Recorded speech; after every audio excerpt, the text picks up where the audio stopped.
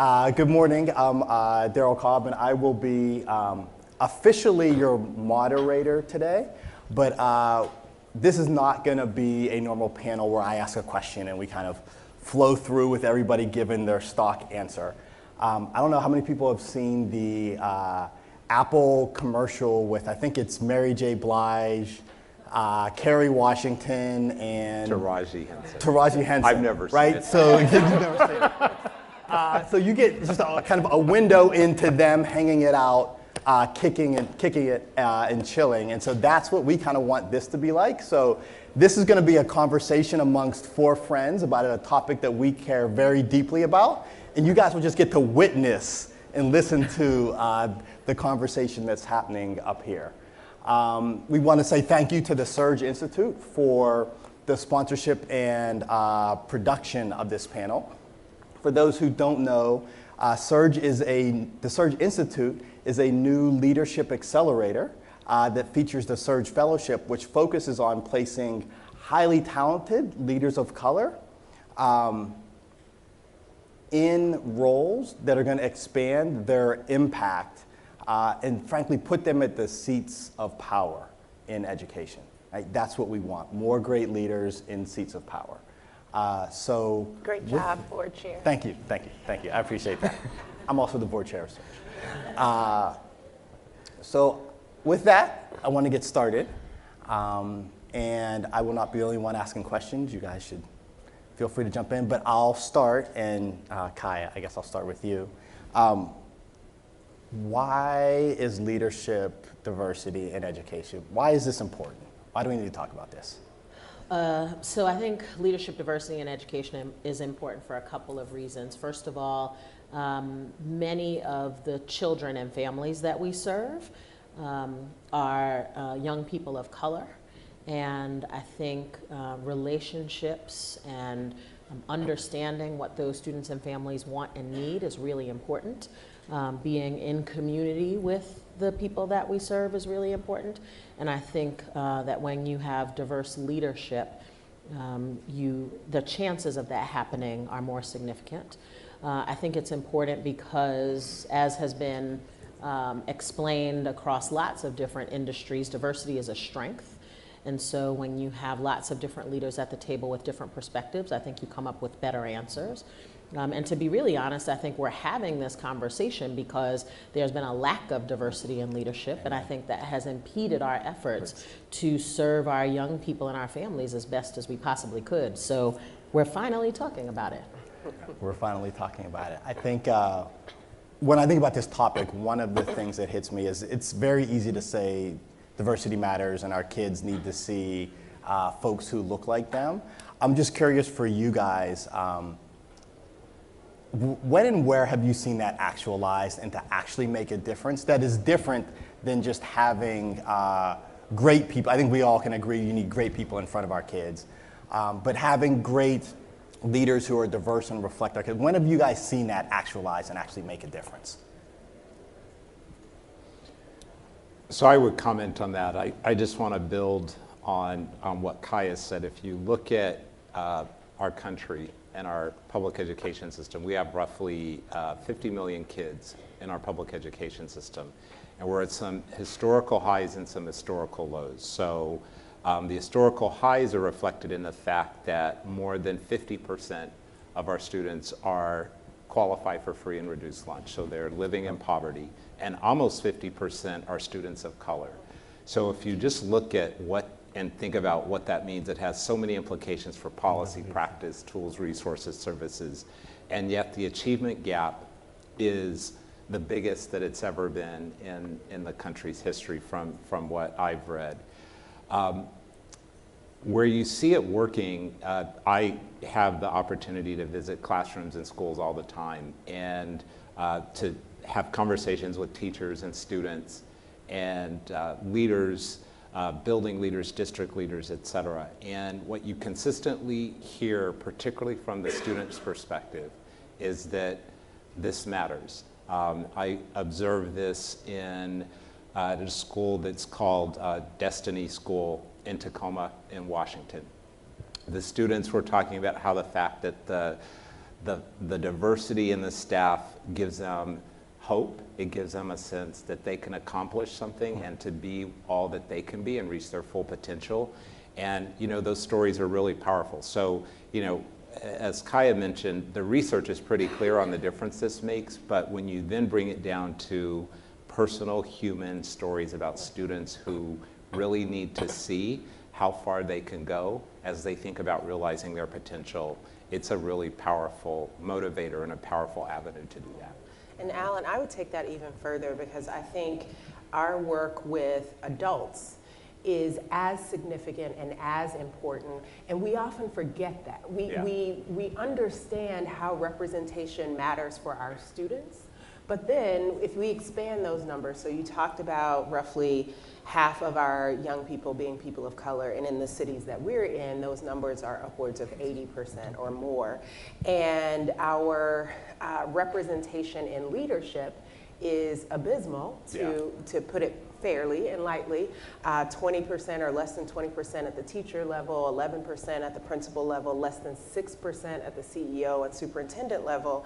And the fact that those numbers get smaller and smaller as you go up that ladder, I think for me gives me great pause and is the core of why we do the work at Surge.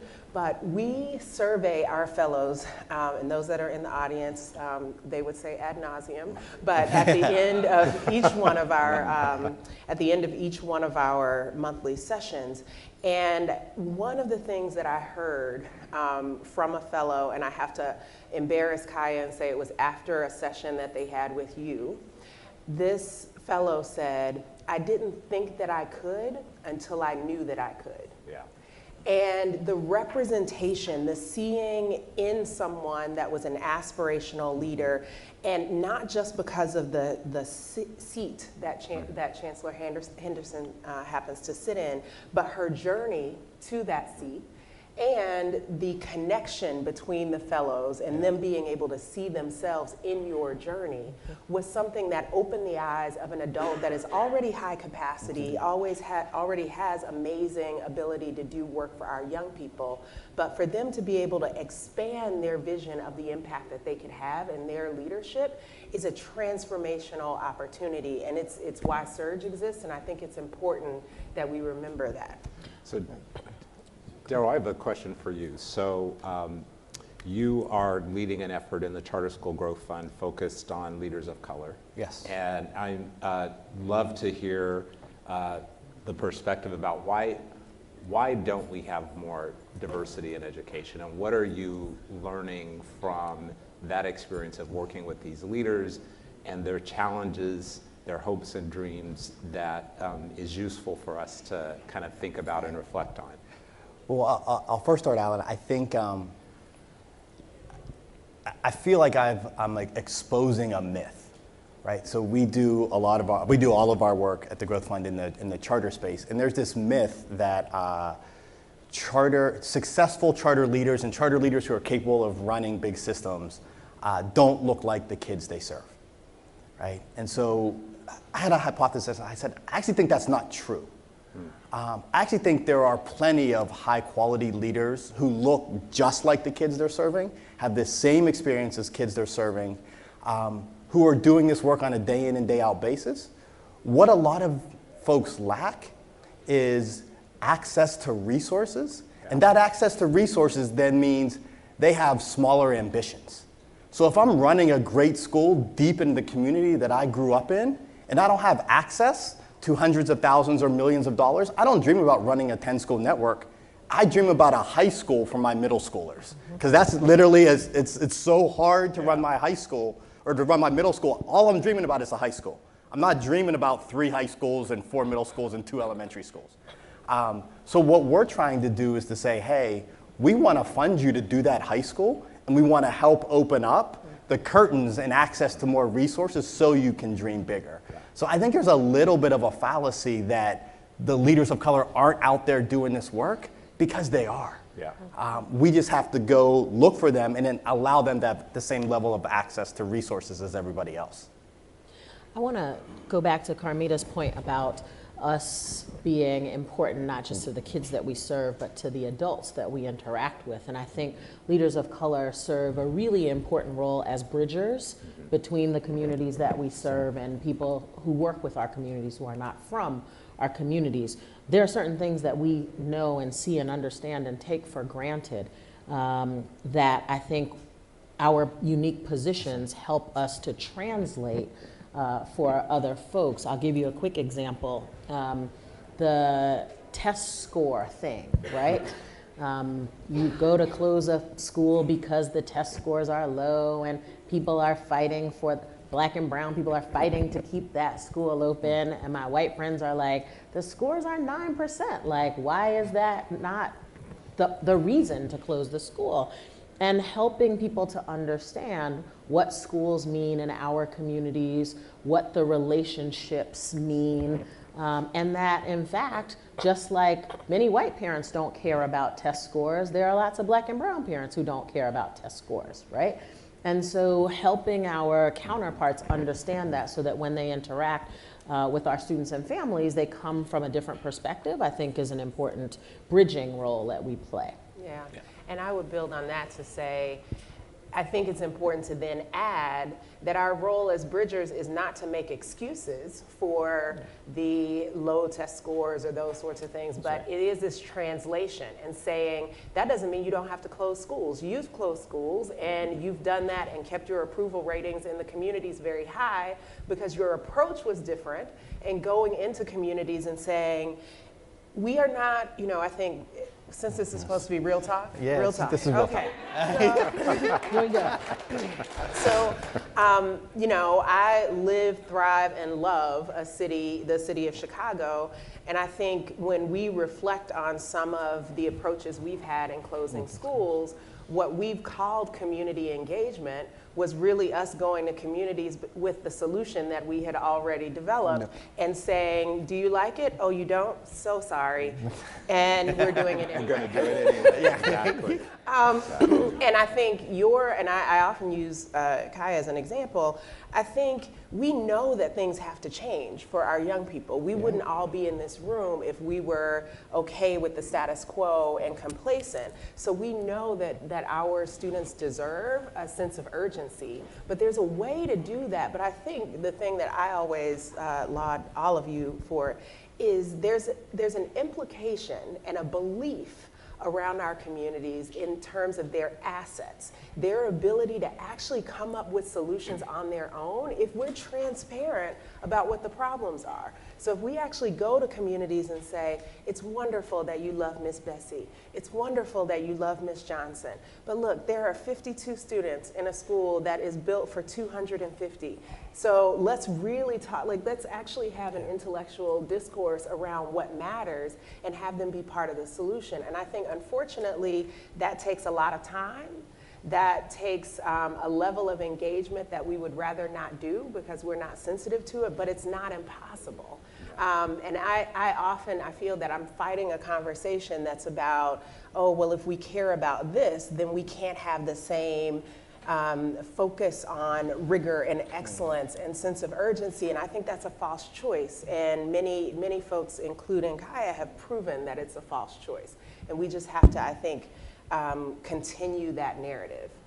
I want to come back to something that you and Kaya said and that Darryl highlighted first, which is about this idea of access to resources. Yep. And you know, from my perspective, I think, and I came to this realization a while back that each of us are in unique roles where we can make a difference, and forcing ourselves to look in the mirror and say, am I doing everything that I can do uniquely with who I am and in my role? Am I really driving that across all the spectrums of education, but diversity, including one of them, reminded me of some of the dialogue that at least I heard directly and indirectly when we were talking about our partnership. And the foundation is a big fan of the Surge Institute. We're a big supporter, and it's just awesome to do that.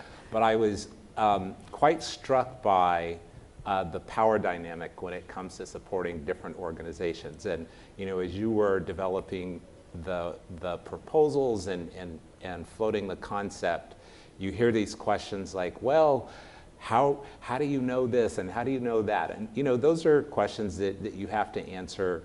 And yet I've also been part of situations where those that are already connected to the power and resource structure can do deals in 2 seconds without ever exchanging a piece of paper. And so I just remember reflecting on that as we were talking about it and just saying, this has to stop. We've got to have, you can have quality and ease and believing and making bets in organizations and people. And I just wondered if you could comment on how you see that, how you see it, Darryl, Kaya. I know we've had conversations about how you've experienced that in DC public schools, but I think it's a real issue that people need to hear from leaders that are actually running these organizations. Yeah, I really do. Publicly, I thank you so much for your advocacy for Surge, and frankly for a number of entrepreneurs in this space who are doing great work, have great ambitions, but because of that lack of connection to power, have often struggled to get the same level of support, the same level of fundraising, the same level of capital. Yep. And what Darryl has done, what you do from your seat, I think is just invaluable. So thank you personally. And since we're being real, everyone here knows, I mean, it took a lot to bring Surge from conceptualization to implementation. Tell the story about how you should have not started Surge, but been part of something else. Okay. Yeah. I love really? That story. That's Okay. Okay. All right. So it's about to get real. Yes. So, we're turning up the heat. Darryl is Taraji on this panel. Darryl is Taraji. Okay. All right, Taraji. But okay, real talk. So I wrote this concept paper for Surge. I did so much diligence, and fortunately was able to leverage my network to get in to have conversations with lots of people about my vision for Surge, my belief that we could really have an impact on adults that would have an impact on our young people, and was having a conversation with a potential funder that I shall not name publicly while we're on tape. And this was the second or third conversation, and they were clearly so behind the idea. They're like, and frankly, they were behind the idea because I think a number of things that they had funded over the past decade had faltered or not been sustainable, and they recognized this lack of diversity had played a role in that. So we get to this conversation, it's like, we are all in. This is so important, it must be done. So why don't you go work for so-and-so and do that? And of course, the fill in the blank was not a person of color. And I paused because I didn't want to say the immediate thing that came to mind, but the lack of irony, even in that suggestion, that you would say to a leader of color, I love this plan, I love this idea. Could you just go do it working for someone that I feel more comfortable writing a $500,000 check to, which was what that was really about, quite frankly. And I, because of who I am, and you all know who I am, very politely declined to do so. And did so because, not because it was about ego and that sort of thing, but because I believe who leads this work matters. I think it really matters. It matters in terms of our young people being able to see and believe the promise that they hold, but it matters for our emerging leaders. So going back to that young man who said, I didn't think that I could until I knew that I could. We believe, we listened at a lunch yesterday to a woman. The focus was on women in tech, but the genesis was when you plant a seed of doubt in a young girl, when you plant a seed of doubt in a person of color that something is not for them, then we create that reality. And that becomes the narrative that is playing. So if I had said, okay, it's just so important that surge happens, that I'm willing to actually go and do it as part of X, Y, or Z, that would have further, I think, validated the narrative in someone's head that it's not for us to lead this work. Which was something I was unwilling to do, and fortunately, I have a number of advocates who have supported me in that decision. But that's a huge problem in our space. If you look, you know, I often get where are the leaders of color in education reform organizations? They're all at the number 2 level, right? They are all throughout organizations. They're mid-range and even up onto the executive committee, but they're not number 1. And in part, it's a funding issue. Funders give to people who they are more comfortable giving to, and I can say that because my friend Richard Barth, who leads KIP, said in front of a group of 900 of us, as a white man, I can walk into a room with other white men and get money much more quickly than anybody else can, right? That's just real. But there are lots of tremendously talented people of color in organizations doing amazing work for kids who are hitting ceilings all across this industry. And we have to find a way to unleash this talent, because we're not, the current paradigm is not delivering for kids in the way we've promised, right? And so we have to do something different. And we have tremendous assets sitting right within our organizations, and we have to find ways to unleash that talent. Well, one of the things that strikes me about often the talent I see locked at lower levels and hitting that ceiling in organizations is that's the talent that actually looks different and thinks different, isn't just in a different skin tone than others, right? So there are, and I will put myself in this group, right? If I handed you my resume and I take all the black stuff off of it, right? You wouldn't know whether I was black or white given my set of experiences, right? Because it looks like so many of the other people. But there are folks who've had fundamentally different experiences who would fundamentally lead differently. And those are the folks who are hitting those ceilings every time inside our organizations.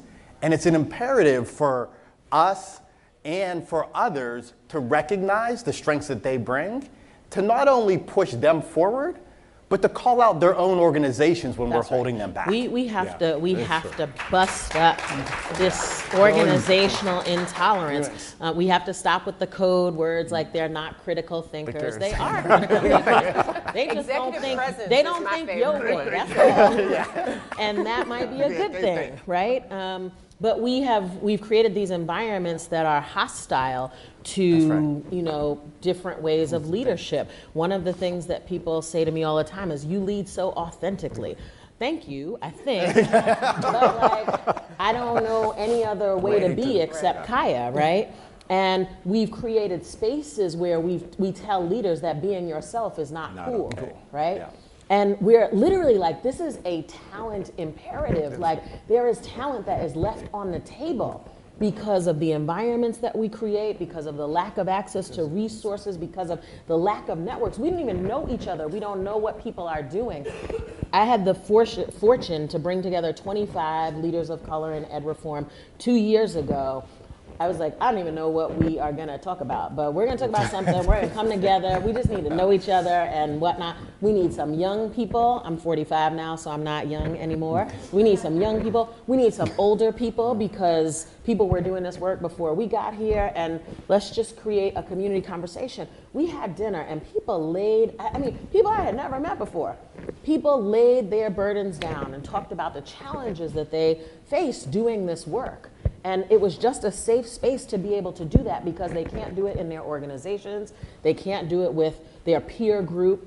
And so we were like, oh, maybe we need to meet again. And 25 has grown to 50 to 180 people who will be meeting in a couple of weeks because we need a network of people, or a network where people of color feel safe to test out new ideas, because when they try their new ideas in the broader world, funders make an immediate judgment, right? Whereas some of our other colleagues get the space to try and fail and whatnot. We don't. if I had $1 for every time a funder called me and said, what do you think about X Black Charter Leader? I don't know. I don't know. One, we don't all know each other. Two, I don't work with them every day, but you might wanna sit down and have a conversation with somebody who does work with them. Yeah. I mean, there is an inhospitability, if that's a word.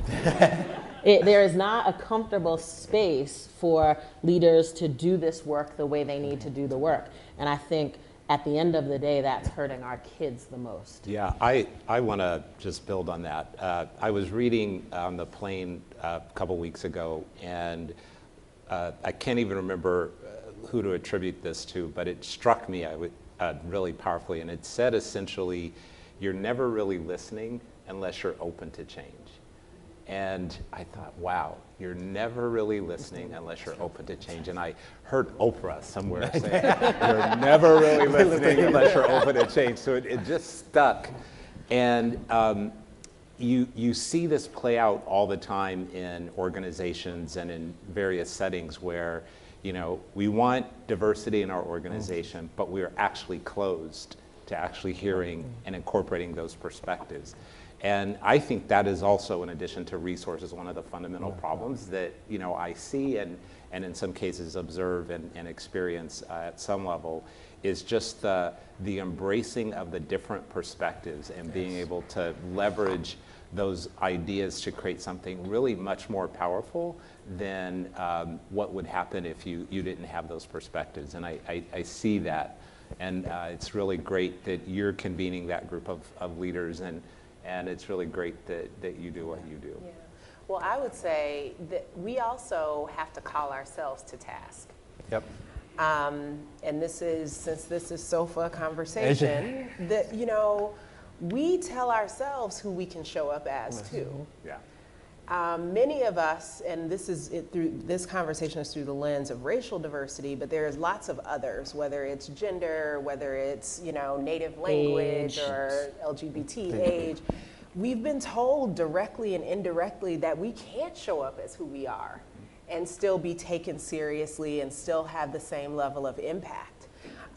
So that I think that what we do with Surge, and the reason that I think creating that space is so important, is because there are both external and internal pressures that contribute to that lack of authenticity in leadership. I tell a story. So Darryl and I have very different personal backgrounds, right? So I grew up in the projects. I went to 7 different elementary schools between K and 8, was homeless in 6th grade, though I never would have said I was poor if you had asked me as a child, because my definition of poverty was I had people who loved me, I was fed every day, all the things that mattered to me, so I would have said, no, I'm not poor.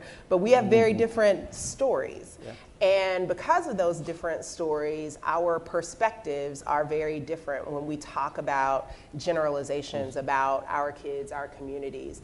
But I have been told for a really long time, so I started my career in chemical engineering, I have an MBA, all that good stuff. And I've been in environments where for a long time, it was not an asset to talk about my personal story in the way that I just did. So I never shared, because when people looked at my pedigree, they thought I was just like them. And I thought that they should, because I had been told very directly. One woman, an African-American woman, actually pulled me to the side once and said, stop telling people that you were poor. Why? Well, because if you didn't, we would think you were just like us. And there were so many things happening in that conversation, but what I took the opportunity to do with her is to say, actually, I am, and my truth is my truth. So this is an opportunity for you to hear that this background has led me to the same spot as you, with a very different experience. And frankly, I'm a little better than you. Look.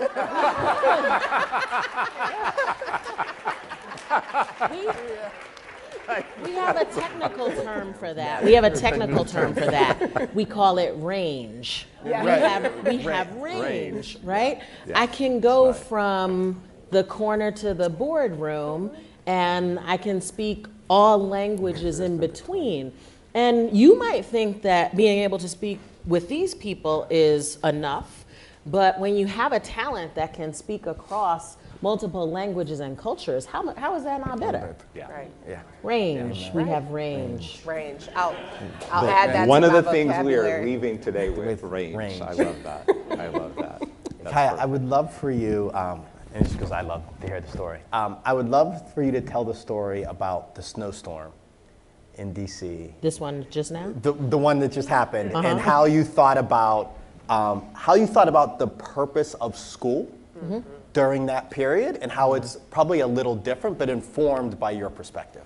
Sure. So snow days are damned if you do, damned if you don't for a superintendent, right? Whatever you do, somebody is mad with the decision. You keep schools open, it's too dangerous out there. You close schools, it's not that dangerous out there, right? Like, literally. And so if you follow me on social media, you will see every time, dagnammit, why'd you close schools and why, whatever. And I am always reluctant to close schools because for many of our young people, school is where they eat. School is where they have heat. A couple of weeks ago, there was a front page article on the Post about how many families in DC are experiencing housing instability, and even if they're in houses, they don't have heat. And so kids come to school for heat. And we were going to be out for what looked like more than a week. We had been out Friday, Saturday, Sunday. Schools were closed on Monday. And I was like, this is days that kids are going without food. And it wasn't even me. I just keep on banging this drum. Kids need to eat. We need to keep schools open, right? How can we educate kids if they're not in school and they need to eat? And so my team was like, look, she's going to talk about this eating thing. Let's open schools and feed people. I'm telling you, my team is amazing, right? They're like, let's open schools and feed people. And I wasn't even in DC. I was in New Mexico. Go figure. And I got on the phone with my chief operating officer, and he says, look, we know you're concerned about food. We're going to open 10 schools on Monday just as feeding centers. We're going to plow through, we're going to open up the kitchens, and if people want to come, they can eat. And I was like, yes, right? Because the point is not just to educate kids, right? But schools serve the community in so many ways. And so on Monday, we opened schools and we served 500 people across the city hot meals. And on Tuesday, we opened schools and we served 975 people meals. And we then opened school for real on Wednesday. But if we hadn't, we would have kept schools open to feed people. And I went out on Monday and Tuesday, and I literally sat in community with people. And you didn't have to like show a school ID, like whoever was hungry got to come in. Families came in, homeless people came in, people who, if you saw them on the street, you would never know that they were hungry came in. And it was just another opportunity to think about the beloved community that we serve. So now, moving forward, we'll always have some schools open on snow days.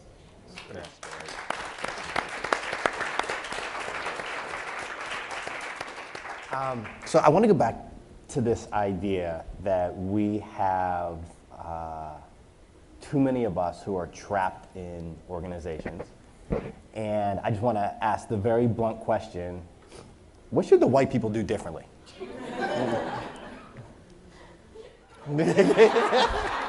So wait, can I, before we We'll let you go, answer first. before we go to what the white people can do differently, can I surface another issue that is related to this? So when I started at DCPS, my leadership team was largely white because high-powered African American and Latino leaders wouldn't come work for me. Not me personally. I'm kind of charming and we're doing good. But as much skepticism, I think, as the white community has about leaders of color, we have that skepticism as well. And we have, historically significant economic security issues, right? And so we aren't willing to take risks, but I see us taking risks with other people that we won't take with our own. And so to the, truth telling for real, like now I got all these colorful people who want to come work for me, but me and my trusty fantastic white folks have been holding it down when I literally couldn't get leaders of color to come work for me. Now, now that we're out of hell, right? And now we're the fastest improving urban school district in the country, and it's all win-win. People are like, I want to come work for you, Kai Henderson, right? DCPS. And I'm like, where have you been all my life? And so I want us to recognize that we have a little self-whatever around not supporting leaders of color in what are often risky new ventures. Yeah, I'll try to respond to your question directly. So, and I would say, how can people be allies in the work? That's much my better softer stated. version. Yeah, thank you. That's Much my better softer stated. version of your statement. I will actually say that first we have to stop with this belief, this either or belief, right? So I was in a meeting, I think Kaya was in the room, you may have been in the room in DC, where we were talking about this subject, Michelle Molitor, a bunch of other people. I think Michelle was doing amazing stuff on a stage. If you don't know her, you should. She's on the front row. She does amazing race and equity work. But someone, I believe it was either on Michelle's panel or someone in the audience said, well, if we need more leaders of color, does that mean that those of us who are white need to step back and leave this space? And those of us who were at my table, who were people of color, kind of gave each other that side eye, that look where you don't have to really say what you're thinking, but there was, and I think that question, there was no malicious intent in that question. It was a heartfelt, like, I want to make space for these leaders. One, there's a lot of hubris in that you need to make space statement, but there was also this belief that I can't share space. So there was this notion that if I really believe that we need more leaders of color, then I also have to find something else that I can go lead and own, which was really baffling to me. But I think there's an undercurrent of that in this conversation quite frequently, where we can't actually say, yes, there needs to, anyone who believes and is genuinely empowered and connected to do great work for our kids has the space at the table, but we should all be a bit mortified when the people who are suffering the injustice are not represented in leadership, whether we're people of color or not people of color. And that doesn't mean that we don't have space to all do this work together, but we should say there is a grave disconnect when we see representation or a lack of representation in the places where decision making, policy decisions, allocations of resources, all those sorts of things, where those places are largely white. So I have often said to my ally friends, you carry a privilege in this work that I don't. If you can use the spaces that you are in to elevate our work, bring me along with you. Talk about me when I'm not in the room. And those are things that seem very simple, but to Richard Barth's comment, that's just the reality. Richard Barth can walk in a room and people will listen and those sorts of things. So if Richard Barth says, hey, Camelback is great and Surge is great, and do you know about Michelle and Free? We need that as much as we need people who will actually work with us and support us in our ideas. Yeah, I love that because it often you hear these questions that are pretty dramatic questions. Do I need to step back or do something Herculean? And it's really fairly straightforward. It's like, what would you do for some of your closest colleagues and friends? You would advocate for them, you would connect them to your networks, you would believe in them, in what they do inherently. You would challenge them and be critical friends and critical partners. So it's, when I hear that, it's sometimes baffling because it's like, I don't want special treatment. I want equitable, equal treatment, and the same connections to the power structures and networks that you would normally do. And I think that is one of the fundamental things that we can all do a better job to unlock the potential of existing leaders, but also to attract leaders that are thinking about moving into education. I was just mindful of our state that I live in, Washington State, where we have this emerging charter sector, and we were trying to encourage leaders of color from all over the country to come in and to start charter schools and to incubate them. And one of the single biggest barriers to them actually stepping across the line and doing it was this question of, and they were saying this to the Gates Foundation, we see you funding these big CMOs, we don't see you supporting these smaller organizations. And like, okay, we're gonna do something. We actually do, we don't do it as big, but we need to do more and redouble the effort. And it was about advocacy, access to resources, access to networks, and those types of things. So, you know, I think that will go a long way. Yeah, I think one of the things that I am worried about is we're starting to see a lot of pushback in the education reform space, however you define that, around a lot of the strategic initiatives that we've pursued, be they teacher evaluation or charter schools or whatever. And a lot of the pushback is coming from the communities that we serve. And so now I see this tremendously renewed interest in leadership of color. If I'm being for real, is to put out in front, right? So that when black and brown communities rage, there's a black and brown face that is taking the heat, you know, turning down the temperature, managing the community, so that we can do what we were gonna do anyway, right? And I think that is one thing that our thoughtful white allies are not doing, right? Yeah. The answer is not just stick a colorful face in front and it'll keep the temperature down. The thoughtful thing is, how do we engage the community? The community is raising real concerns. The community has data that we don't have. The community has assets that we don't usually recognize.